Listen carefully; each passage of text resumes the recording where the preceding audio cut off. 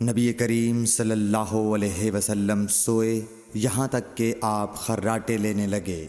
پھر آپ نے نماز پڑھی اور کبھی راوی نے یوں کہا کہ آپ صلی اللہ علیہ وسلم لیٹ گئے پھر خراٹے لینے لگے۔ پھر آپ صلی اللہ علیہ وسلم کھڑے ہوئے، اس کے بعد نماز پڑھی۔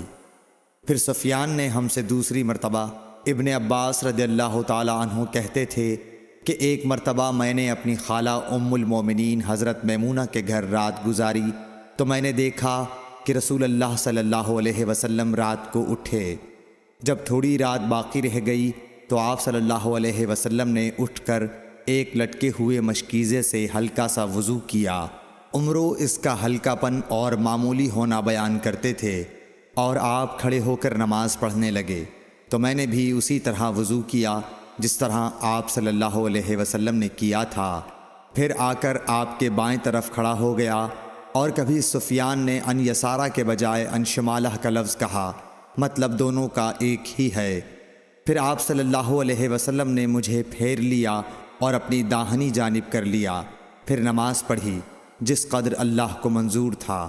پھر آپ لیٹ گئے اور سو گئے حتیٰ کہ خراٹوں کی آواز آنے لگی۔ پھر آپ کی خدمت میں مؤذن حاضر ہوا اور اس نے آپ کو نماز کی اطلاع دی۔ آپ صلی اللہ علیہ وسلم اس کے ساتھ نماز کے لیے تشریف لے گئے۔ پھر آپ نے نماز پڑھی اور وضو نہیں کیا۔ سفیان کہتے ہیں کہ ہم نے عمرو سے کہا، کچھ لوگ کہتے ہیں کہ رسول اللہ صلی اللہ علیہ وسلم کی آنکھیں سوتی تھیں، دل نہیں سوتا تھا۔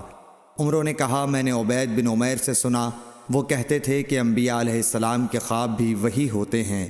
پھر قرآن کی یہ آیت پڑھی، میں خواب میں دیکھتا ہوں کہ میں تجھے ذبح کر رہا ہوں۔ صحیح بخاری حدیث نمبر 138۔